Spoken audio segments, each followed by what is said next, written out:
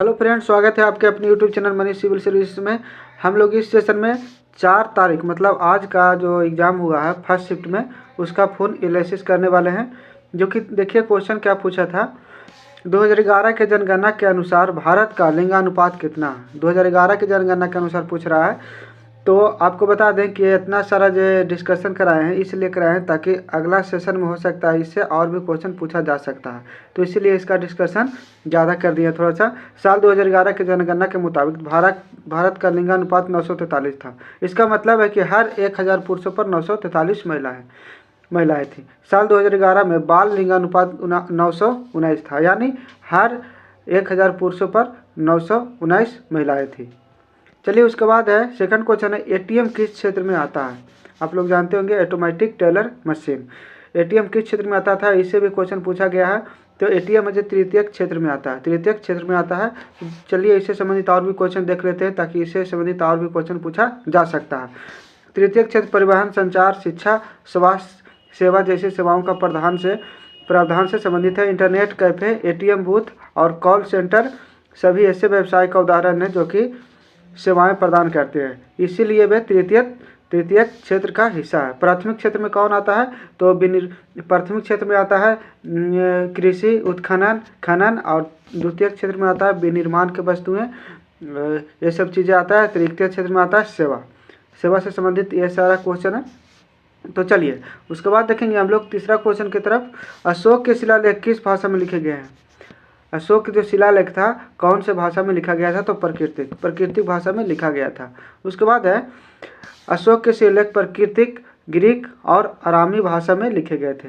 इनमें से ज़्यादातर शिलालेख प्राकृतिक भाषा में लिखा गया था।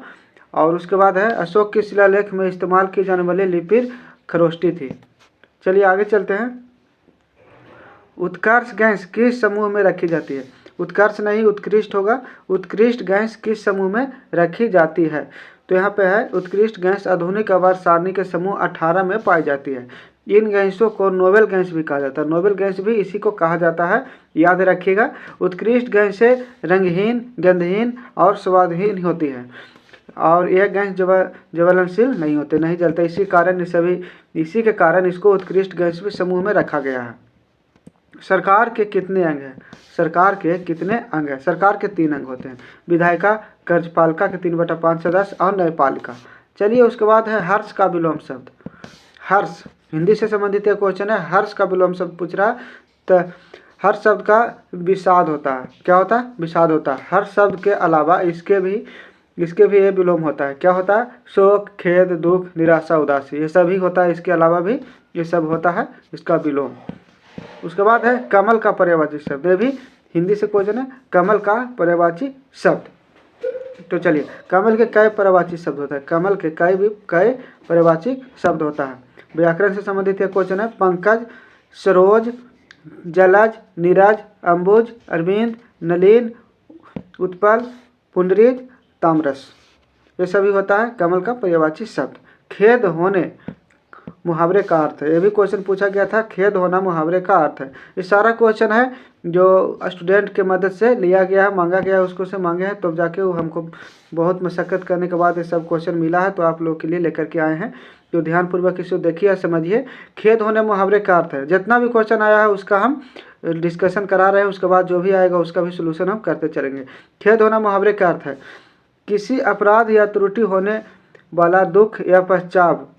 खेद शब्द का प्रयोग किसी भी असुविधा कारण होने पर, असुविधा के कारण असुविधा होता है तो वहाँ खेद शब्द का उपयोग करते हैं। उसके बाद होने वाले आत्मग्लानि को व्यक्त करने के लिए किया जाता है। असुविधा के लिए खेद है शब्द बोला जाता है, इसीलिए खेद शब्द का उपयोग किया जाता है असुविधा के लिए। चलिए आगे चलते हैं। देशज विदेशज से भी क्वेश्चन आया था। देशज विदेशज आप लोग जानते होंगे, उससे भी कुछ क्वेश्चन यहाँ पे आया था। मैथ से यहाँ पे देखेंगे तो मैथ से प्रतिशत से 2 क्वेश्चन आया था। सिंपल इंटरेस्ट 2 क्वेश्चन, और कंपाउंड इंटरेस्ट भी 2 क्वेश्चन। अनुपात से 2, और क्या बोलता है टाइम एंड वर्क से भी 2 क्वेश्चन आया था। एवरेज औसत से भी 2 क्वेश्चन आया था, और चाल और दूरी से 1 क्वेश्चन आया था। देखिए यहाँ पे रीजनिंग से कहेंगे तो सिटिंग अरेंजमेंट, जो कि गोल मेज पर जो बैठे हुए रहता है उस टाइप से क्वेश्चन पूछा था, जिसमें 2 क्वेश्चन पूछा था। कोडिंग डिकोडिंग से 4 क्वेश्चन यहाँ पे आया था, कोडिंग डिकोडिंग से 4 क्वेश्चन आया था और सीरीज से 3 क्वेश्चन आया था, सीरीज से 3 क्वेश्चन आया था। और भी क्वेश्चन था जो कि जिसमें था 2-4 भागा ऐसे करके इस तरीके से रहता है, जो 3 और यहाँ पे लिखा हुआ रहता है, बदलने के लिए रहता है ऑप्शन जिस तरीके से दिया जाता है, माइनस, गुना, प्लस, इस तरीके से चेंज करने के लिए था, सीरीज वाला क्वेश्चन था। और उसके बाद था रिक्त स्थान को भी भरने वाला क्वेश्चन था। इतना क्वेश्चन हम लोग को मिला है, तो यहाँ पे हम आप लोग के लिए हम करवा दिए हैं। तो उसके बाद मिलते हैं नेक्स्ट सेशन में, अभी के लिए इतना ही, थैंक यू।